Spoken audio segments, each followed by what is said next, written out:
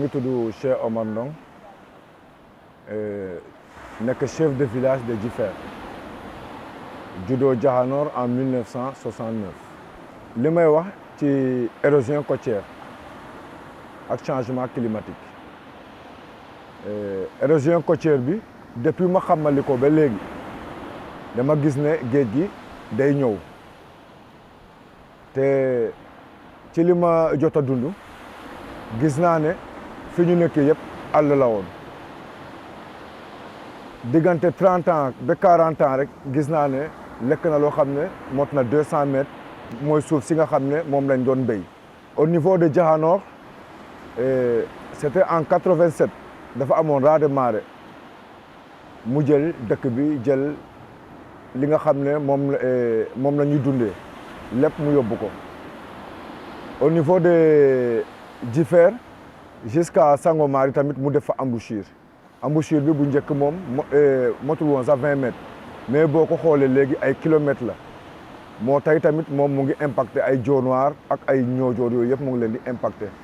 boo xoolee li nga xam ne moom mooy Djifer actuellement nii yàggul sax ci hivernage bi rek yóbbu na fi loo xam ne mot na ay 10 maisons yoo xam ne da leen a daaneel. nga dem Palmarin Sam-Sam c'est la même chose kon nag gis nañ ne état bi mu ngi seetaan yàgg na. fi mu nekk nii yi nekkoon si kër yi nekkoon ci côté bële soo demee côté Xelkom génne yëpp dañu wàcc si nii ndax fële yëpp géej gi jël na ko dañu amatuñu ay kër foofu amatuñu ay dëkkuwaay kon tey jii tey amuñu espace boo xam ne bii daal espace bu yaatu boo xam ne bii comme bi ñu amoon daal amatuñ ko.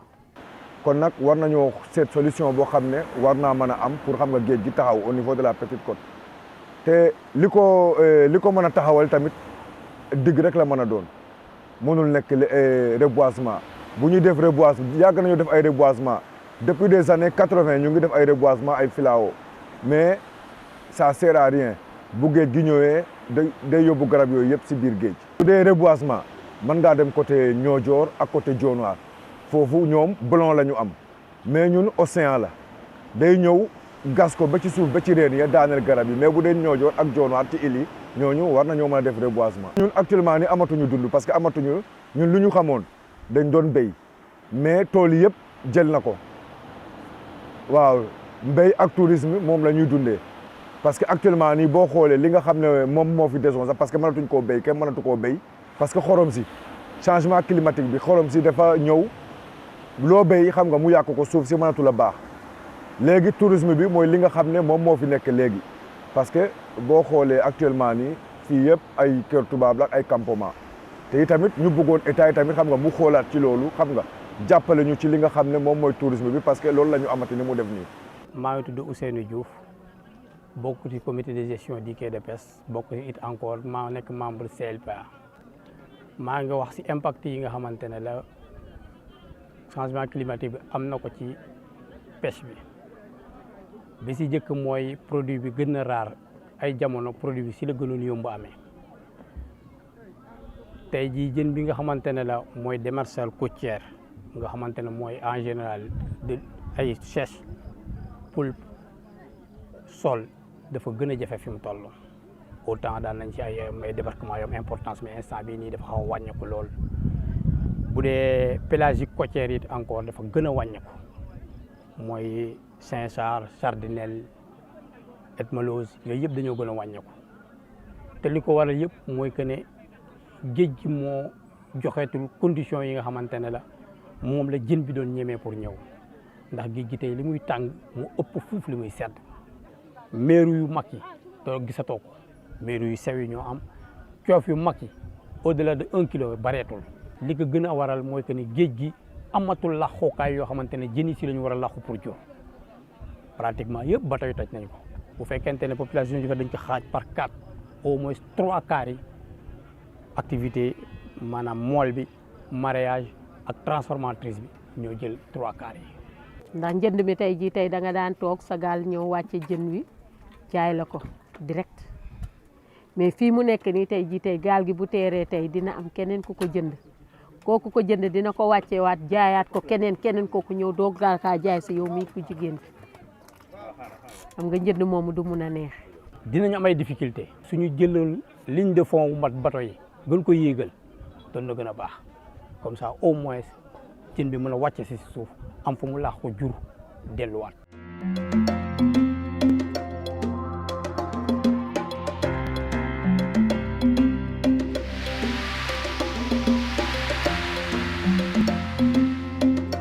dañu tiit ci pétrole bi ñu dégg ni découvrir nañu ko au large de Sangomar ndax képp ko xam pétrole xam ne mënut a ànd ak jën parce que bu amee benn fuite bu ndaw rek dégâts écologiques lay indi.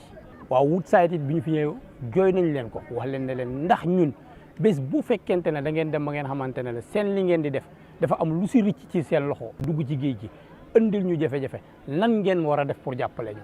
ñoom ñu ne prépare nañu programme boo xamante ne si loolu la jëm maanaam bés bu defee noonu ñoom dinañu dédommager ñi fi nekk di liggéey mais wax dëgg bu ñu la ko waxee ak bu ñu la ko waxul suñu tiitaange la. loolu de am na pétrole bi moom dëgg la ndax ñun itam bañ ko déggee ba léegi sax dañ cee am tiitaange ndax tiitaange bi mooy jën wi tey jii tey ak pétrole bi tey mënuñoo laale. kon boobaa ñun suñ bopp itam suñu liggéey dina am problème. ñoom bi ñuy def seen exploration sismique bi ñuy def seen jëf li ñu doon def noonu si la ñu leen doon wax ne est-ce que li ngeen di def du dàq jën wi si géej gi ñoom ne woon nañ du si am impact mais boo xoolee ba tey jii ñuy wax ak yow nii amaguñu lu firndeel lool parce que at mi ñu ko fi defee ba léegi nii jën yokkoogu fi te lañ doon am amuñu ko est-ce que du nekkul ne loolu moo am impact. ñu doon liggéey tumbulaan da doon bëri fii ba tóoj boo xool nii yët ji mel si tóoj yi li ko raw la tumbulaan bi doon mel mais tumbulaan ci boppam pour nga gis ko rarement saaka bi gisatuñ ko fenn.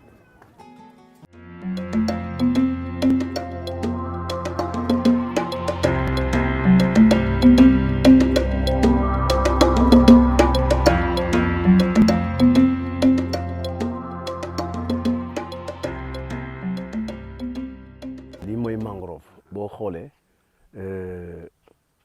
mooy rebord diggante terre ferme bi ak ndox mi waaw censure la boo xamante ne gi ni moom moo nekk ci diggante bi voilà di safee nag mais mangrove boo ko déggee dafa bëri ay xeet dafa am rhizophora mongal mooy biy feete ci biir ndox mi wala am na beneen rhizophora boo xamante ne day fleurir Reis mosala waaw dañoo nekk ci biir ndox mi booy gën ndox mi fi ngay jëkk jot mën nga jot li ñuy naan Avicennia waaw ci ginnaaw Avicennia bi mën nga jot encore li ñuy naan Conocapris ci terre ferme bi nag fa la lagune Colera di nekk waaw kon ñeenti espèces yooyu ñoom ñooy la mangrove barrière bu mag la ci suñu dëkk yi.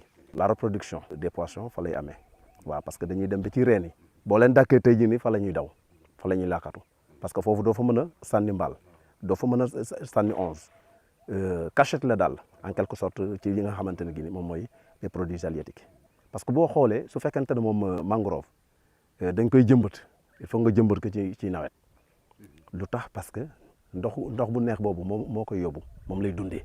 l'eau pluviale racines yi nga xamante ne gi ni ñoom ñoo racine kii mangrove bi da koy conserver day absorber li nga xamante ni moom mooy ndox bu lewet bi gis nga ko léegi ndox bu lewet boobu bu ko conserver nag léegi su fekkente ne moom kii bi passé na nawet bi passé na moom lay bugg di lâcher da koy bugg di lâcher moo tax nag fu la gën a bëri mangrove foofu mooy ndox boobu mooy gën a lewet au fur et à mesure que tu remontes nga dem côté Kaolack da ngay gis salinité bi day yokku c'est parce que y a pas assez de mangrove.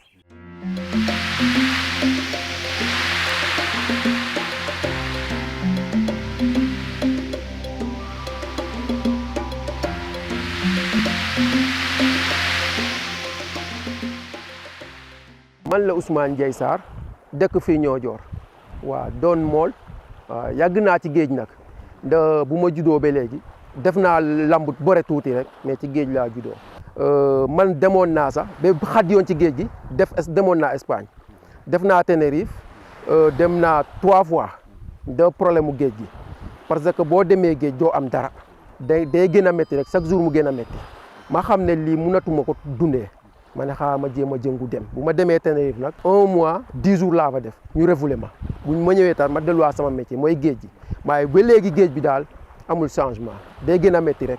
état bi bu ñu jàppaloon defal ñu fii lu ñuy mun a liggéey wala géej mu ñu contrôle ñu ko bateau yi bàyyi géej gi comme fu ñu leen jaay dëggal fu ñu leen tere ñu bàyyi fa fu ñu leen yemal ñu yem fa kon ñu mbaal normal mais dañuy dem ba fu ñuy mbaal yëpp ñu koy mbaal léegi doo amati foo mbaal nooy def boo amee 2 jours 3 jours doo am loo fa loo yóbbu kër ga boo gisee gaal guy dem pour yow foofooy gën a gaaw nga jéem rek loolu moo ñu ci dugal.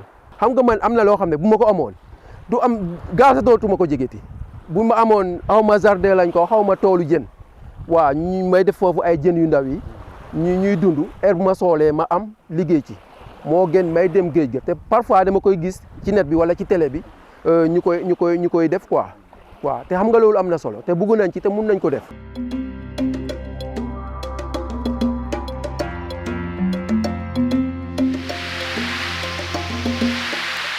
Moi, je m'appelle Mamadou Lamine Ndong, j'ai 67 ans. Je suis le chef de village de Dionewar. Dionewar est un village qui se situe dans l'arrondissement de Niodior, dans le département de Foundiougne et dans la région de Fatick. Et le changement climatique, c'est quelque chose que nous vivons quotidiennement.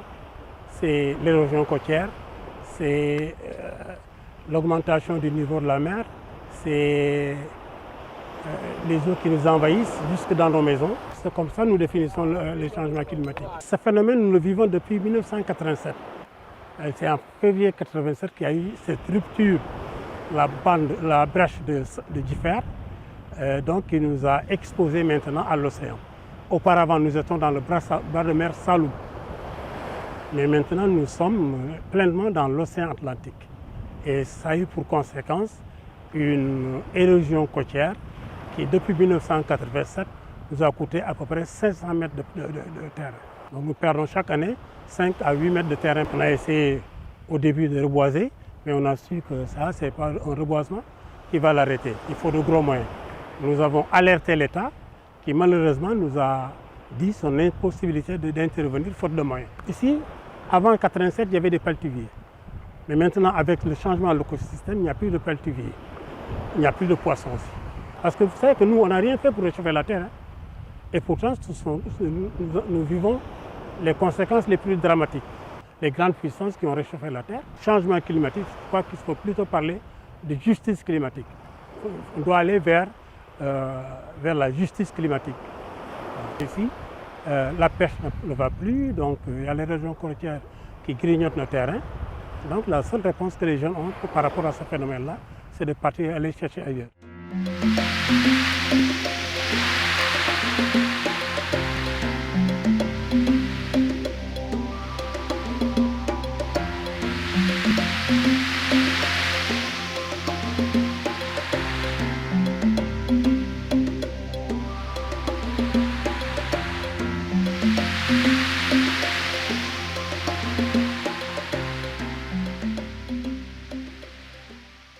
Le premier rideau qui fait face au puits de pétrole de Sangomar, c'est Joal, Giffert, Dionewar, Niodior et Bettenty. Et donc, il se trouve aussi que les puits de Sangomar sont de plein dans nos pêcheries. Si les pêcheurs n'arrivent plus à pêcher, si les pêcheurs on voit leur surface de pêche se diminuer, qu'est-ce que nous allons devenir? Alors que je ne crois pas qu'on ait prévu des compensations pour ça. D'ailleurs, nous, on ne sait même pas. Hein. Moi, au début, peut-être il y avait des missions qui étaient là. C'était tout simplement pour nous dire, voilà, maintenant, il y a des distances qui sont entre vos zones de pêche et les puits. Ils sont là, ils sont venus pour ça, mais pas pour nous expliquer exactement. Alors qu'on sait qu'il y aura des effets négatifs pour la pêche.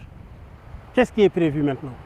Les gens ne peuvent pas nier ce risque-là qui est là et pour nous et pour la faune marine. Donc c'est un risque réel qui est là. Qu'est-ce qu'on a prévu pour ça maintenant? On ne sait pas. Mais le risque est là. Actuellement, vous savez qu'on parle de Chinois, on parle même les Sénégalais, ils participent à la destruction de cette pêche-là parce qu'il n'y a plus de poissons. Puisqu'il n'y a plus de poissons, maintenant, les mailles 25, mailles 28 qui étaient interdites, les gens sont obligés de pêcher avec ces mailles-là pour avoir du poisson, pour l'industrie de la volaille. Donc, et c'est normal, Ils ne mangent plus.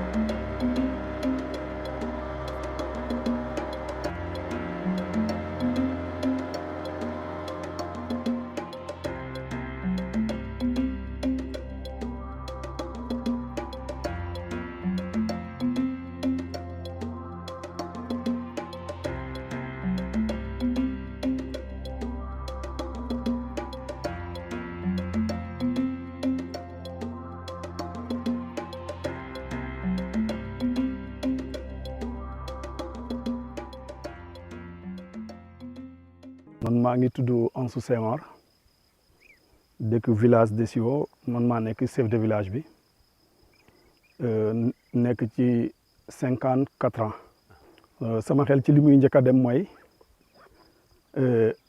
géej gi ni muy attaqué suuf si xorom si di yéeg presque garab yi di gën a wàññeeku boo xoolee espèces yu bari moo fi amoon mais actuellement yu ci bari disparaître nañ bon jigéen ñi aussi bu ñuy liggéey mbéyum noor bi aussi day xaw a compliqué si ñoom ndax commencement bu nawet bi di doog a jeex mën nañ am ndox mais buy def 6 mois rek napp bi day wàcc dootuñ mën a am ndox day fekk nag liñ liggéeyoon dem na ba jot pour ñu war koo mun a récolter des ay quelques 15 jours 2 semaines 3 semaines bu ndox bi arrêté finalement seen liggéey day yàqu jigéen ñaa ngi jéemal seen bopp mooy jardin yi nekk nii si suñ ginnaaw xorom si yéeg na yéegaay boo xamante ne gàncax bi pour mu dund fii problème la problème bu sérieux sax waxatuma la gàncax bi sax mais suñu bâtiment yi def ci jàpp fi ñu nekk fii nii yëpp toolu ceeb la woon waaw bu weesoo loolu bu noor bi jotee ngeen dem nappi waaw fii mu toll nii nag napp bi rek lañuy ci napp bi la ñuy dundati.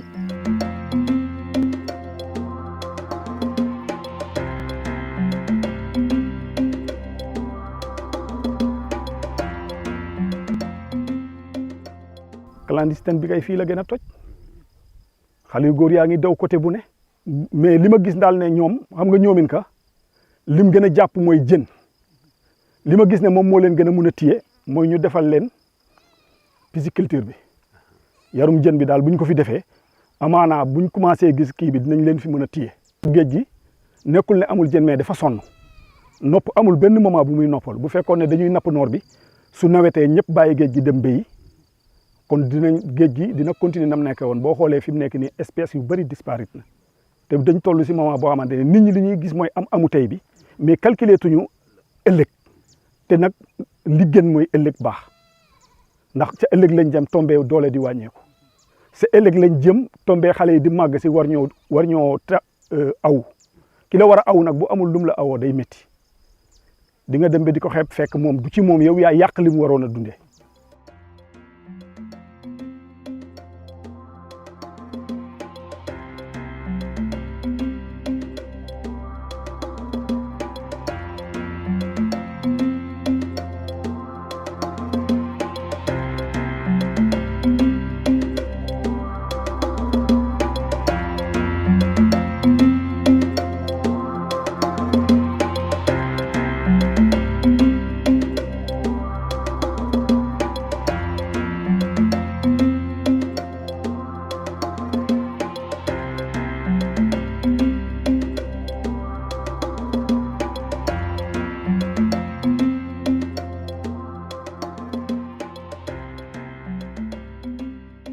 maa ngi tudd Gorgui Ndong maa ngi am 43 ans ñu ngi fii tey ci Rofangi am presque 600 et quelques personnes ñu fi jeewoo mooy maa ngi toog ci kaw barrage bi te barrage bi moom wax dëgg amoon na njëriñ parce que amoon na temps sax côté bi doo fi gis ñax mais gis nga ñax bi commencé na sax ak ay garab instant yu ñu doon a ñëw fekk fii yëpp dafa amoon ay mangi ci fuur yële ndox bi daa doon ñu yegg fii mais gis nga waame bi passé ndox bi fu mu yegg sax man mosuma koo kii te maa ngi laaj ay mag sax ñu ne loolu bu amoon fàtte nañ ban at la parce que waame bi passé nu mu amee doole sa dafa moo tax kër yi ñi ciy déplacé dem ci kaw te en plus ni ñuy déplacé géej bi day gën avance fii daal benn activité laa fi gis bu am doole mooy napp bi.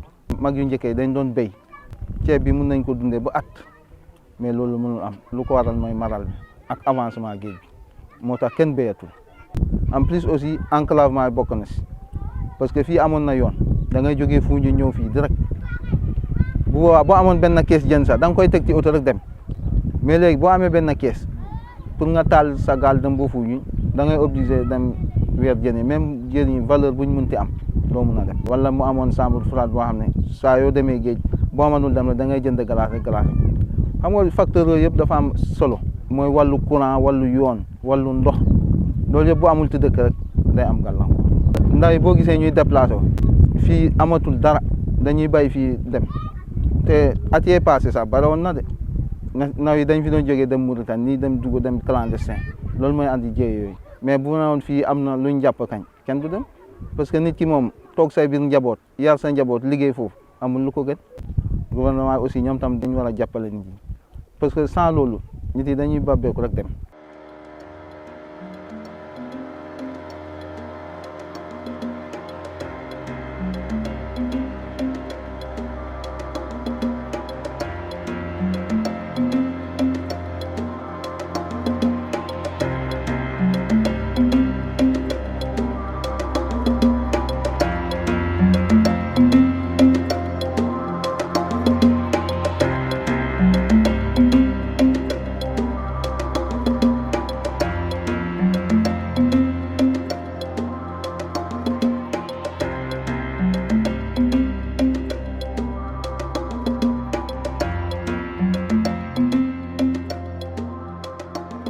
jigéen yi yëpp waa Bettenty yi fii jigéen yi ñun paañ la ñuy liggéey ak yoxos ak tuufa.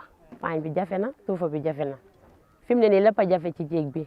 coono bi moom bari na suñ ko buggee waxee fii duñ ko jeexal parce que waame bi passé nii géej bi daa dugg ba fii suñuy ñëw nii dañuy xuus biir géej bi day dugg ba si séeréer yi si këri séeréer yi. boo demee ci côté Suukoto yooyu noonu ndox bi dafay dugg diggante Bettenty ak Bosinkan ndox bi dafay dugg ci biir dëkk bi te bu yàggee foofu mooy toj Bettenty. léegi soo amuloo gaal da ngay doxi tànk soo amul gaal nga dem si kër ga nga dem toog foofu sa njaboot yi di la xool loolu moom coono yëpp loolu si accident bi lañ ko amee. soo amul gilet ñu ne demal uti ko soo ko amul nga toog jënd nañ gilet fu mu ne ni ku nekk ak gilet la waaye fu mu ne nii su ngeen dimbalee si gilet bi tamit ñeneen ñi seen bos yi dañuy yàqu te li xaalis boobu ñuy liggéey yenn saa yi suñu demee si géej bi duñu am xaalis duñu am lu ñuy kii tuufa bi su bariwul soo ñëwee ñetti kilo wala ñaari kilo loolu xam nga njëriñul dara. ni suuf bi daa gën a ñëw si kii si kii bi paañ bi soo demee kii bi suuf bi daa gën a bari sooy paañ ni day wow koŋ doo sa loxo bi de sax sa wéy yi day diñ duñu feesal suñu paan yi ndaw yi sax. man démb ba barki démb dem naa jéeg waaye ba ma ñëwee sama tuufa bu ma ko peesee du ma am 0 kilo 2 kilo 2 kilo yooyu noonu te loolu mun maa yóbbu ak ci jamono ñu nekk nii metti na torop torop. suñu tool yi sax yàqu nañ tool yi moom dara baaxul ndag yi sax ñooñu sonnal léegi ci àll bi lañu nekk di lekk suñu bisaab bi ndox yi yàqu yeneen yi yu am bisaab yi tamit nag yi lekk lu ba ñu jeex tak.